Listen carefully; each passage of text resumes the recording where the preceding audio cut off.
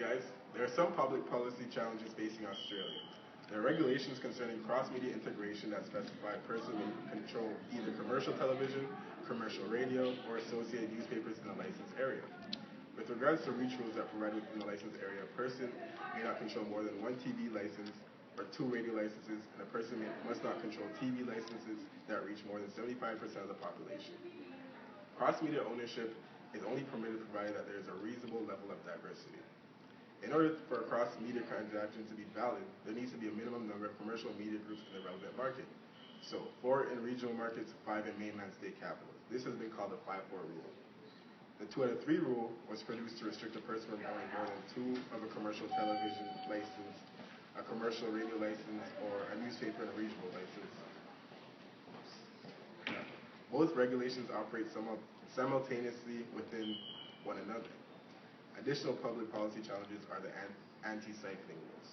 Now, these rules were introduced to ensure that important sporting events, which have traditionally been available on free-of-the-air television, would continue to be available on free over-the-air broadcasters, despite the introduction of subscription television.